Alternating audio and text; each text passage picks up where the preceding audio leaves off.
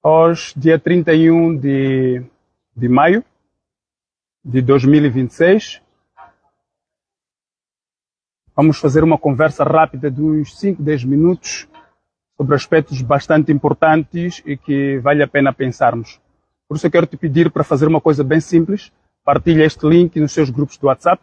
Partilha este link agora rapidamente nas suas páginas e convida os teus amigos, os teus familiares para discutirmos uma coisa muito pontual, que são os processos políticos moçambicanos. Como é que eles ocorrem?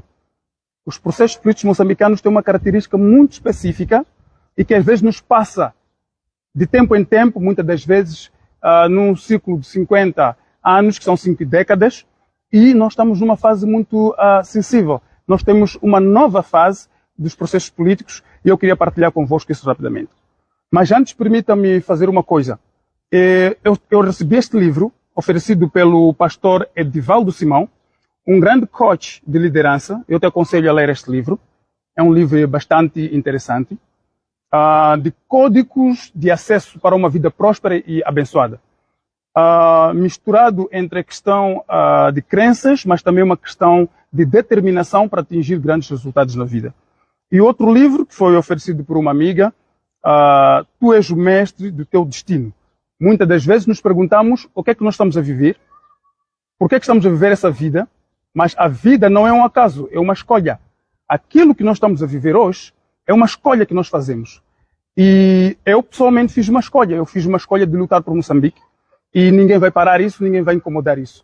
Quando eu estava na Alemanha recentemente, eu fiz menção de que em junho nós vamos votar no presidente Venâncio Mondlane na nossa convenção nacional.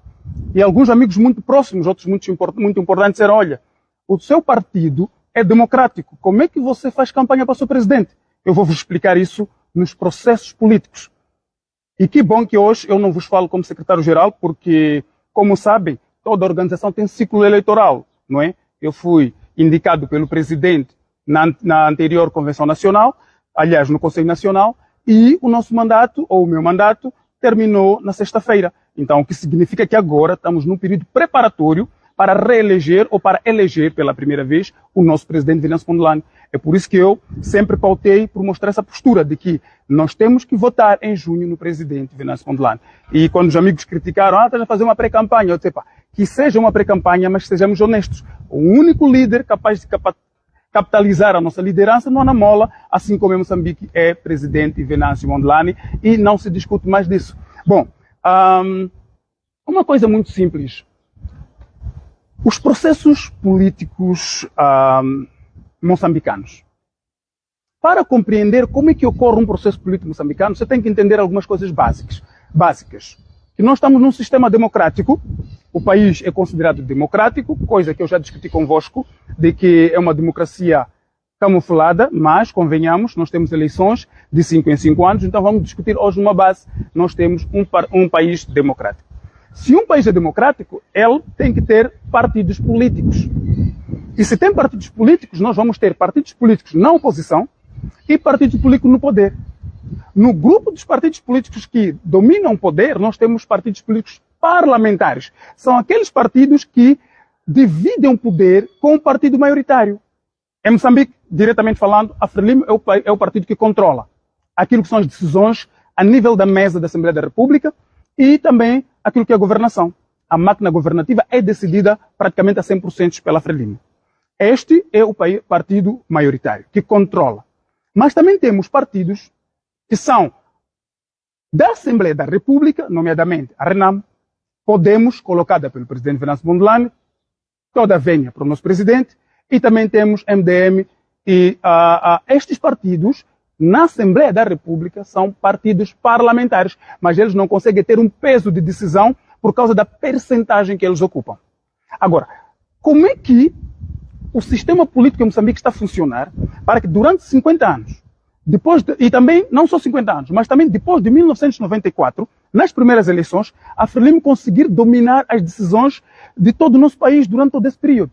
Com todos os partidos de oposição que já nasceram, já existiram. É muito simples.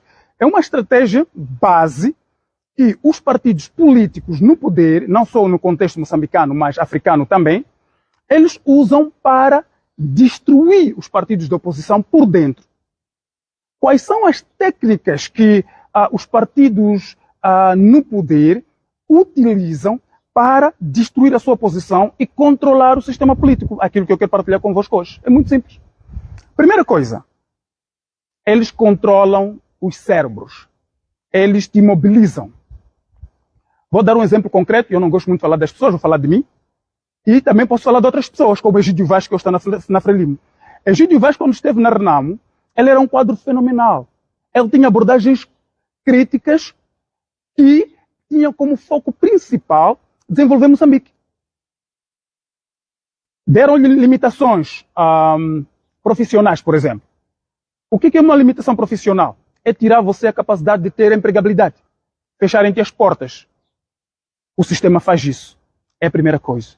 Quando te fecham as portas, você fica um desempregado, você começa a se recordar que tem família para alimentar, tem necessidades pessoais, e você começa a tentar pensar uma outra alternativa, que é fazer negócio. Também são fechadas as portas. Isso é válido para um empresário de sucesso que, por exemplo, quer apoiar uma causa da oposição. Ele é cortado dos links, é ameaçado, ele é, literalmente falando, paralisado de exercer o seu exercício comercial. Então, pensem comigo no indivíduo que tem família, que tem projetos pessoais, quer fazer uma revolução através de um partido de oposição num contexto democrático, ele é tirado do emprego, começa a passar necessidades, os seus negócios param de funcionar, as suas empresas são fechadas, os clientes já não podem ir lá porque estão com medo, tem represálias. Então, este é o primeiro passo. Começa a te fragilizar. E imagina se isso acontece com um político. Você fica totalmente fragilizado a nível econômico. Eu podia trazer 1000 exemplos. Eu sou exemplo disso. E estes exemplos que eu fiz menção, muitos jovens na política tiveram estes problemas. Mas depois, isso pode não resultar.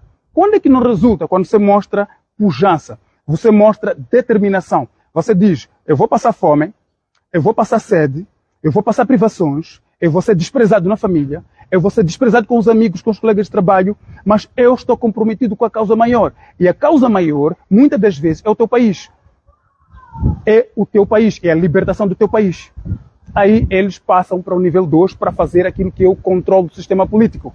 Se não conseguem te paralisar por via da escassez, de te mobilizar por causa das questões econômicas, eles vão começar agora a subir de nível.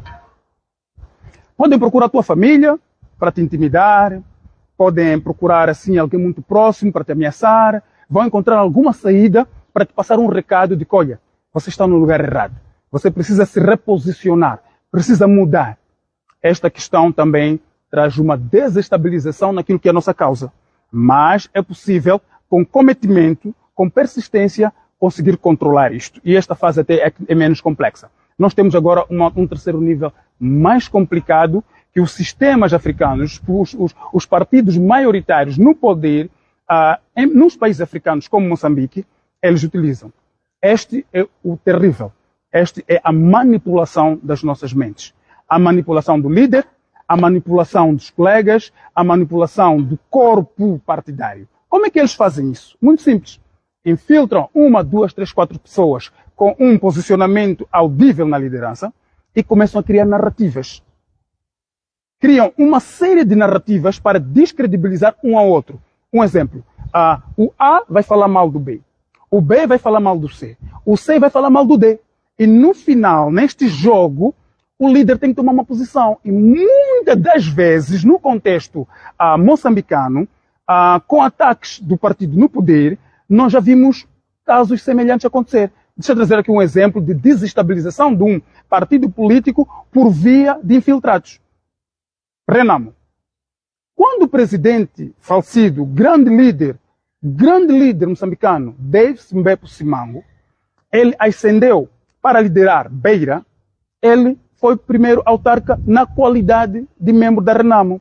Fez uma governação fenomenal, fez uma governação impecável, mudou 360 graus o rumo da beleza e do sucesso que Beira tinha comparativamente ao período transato, e começaram a criar uma narrativa no segundo mandato. A terminar o primeiro mandato para o segundo mandato, começaram a criar narrativa. Foram falar com o presidente Jacama de que, olha, o Davis Simango quer tirar o teu lugar. Por quê? Porque ele apoiava os militares, apoiava as pessoas e não aceitava corrupção. Ele não aceitava se vender. Ele não aceitava pegar recursos da Beira para passar para terceiros. O que o sistema fez? O sistema conseguiu infiltrar um grupo muito restrito da confiança de Dhlakama e conseguiu convencer a ele que Davis Mango, com aquela perfeição de trabalho, com aquele profissionalismo que fazia, ele queria trair o Davis Mango. Eu não sei se o Afonso Dhlakama, não sei se a vossa geração se recorda. Eu fazia parte daquela juventude e percebi isso. Eu vivia na Beira e conheço essa história. E uma coisa muito interessante aconteceu. Afonso Dhlakama toma a pior decisão política da sua vida, que era tirar um quadro completamente capacitado, completamente organizado e preparado para organizar o país. E expulsa Davis Mango. Por que eu digo que Davis Mango era um quadro capacitado e Renamo saiu a perder, a ser expulso, como resultado da manipulação do sistema? Vou te explicar. Se Davis Mango não fosse um quadro qualificado, ele não teria a história que teve depois. Se formos a ver, a Renamo perde Davis Mango candidata-se como independente, consegue ganhar Beira, funda MDM e MDM chega a ter 4 municípios. Município da Beira, município de Gurue, município de Quelimane e um 4º município. Eu quero vos dizer uma coisa. Nenhum líder político, na 3ª posição em Moçambique, atrás da Frelimo, Renamo conseguiu fazer o que a MDM já fez. E hoje conseguiram manter a cidade da Beira. E recordem-se, quando anunciou-se em 2023 as eleições, onde roubaram o voto do nosso presidente, o presidente do povo, Venâncio Mondlane, em Maputo, quando concorreu para ser o nosso autarca de Maputo, anunciaram um resultado de 64 autarquias a favor da Frelimo, uma a favor da MDM. Por quê? Porque a MDM é robusta e foi coerente. Agora, vou vos dizer uma coisa. Por que eu falo desse exemplo? Para mostrar como é que a Renamo perdeu um quadro. Por causa de mentiras, por causa de uma construção. E os líderes dos partidos políticos da oposição devem ser muito atentos para não caírem em armadilhas dessa natureza. E vou-vos contar mais uma coisa interessante. Quando Davis Mango sai, a Renamo ficou desestabilizada e nas eleições autárquicas seguintes não conseguir ter o número de municípios, praticamente, como posso dizer, que tinha em 2023. E isso foi um caos para a Renamo. Isso foi um caos terrível. Um outro exemplo que eu posso vos dar. Aconteceu também na Renamo, mas não vou desenvolver, foi Raul Domingos. Muitos não sabem como Raul Domingos deixa de ser membro da Renamo, mas também foi uma manipulação. É preciso estudar essas coisas, é preciso pesquisar essas coisas. Eu tenho pesquisado. Vocês sabem que recentemente eu visitei muitas embaixadas e eu estou a fazer um trabalho político para o bem da pátria, para o bem do Partido Anamola, mas também para um crescimento político meu, que é uma obrigação, eu tenho esse direito de fazer isso, mas eu quero vos dizer uma coisa. Nessas andanças eu tenho aprendido muita coisa. É que o sistema não está parado. Um outro partido que foi muito atacado, MDM. Quando o MDM começa a crescer, aumentou o nível significativamente de deputados. Mas começaram a criar uma narrativa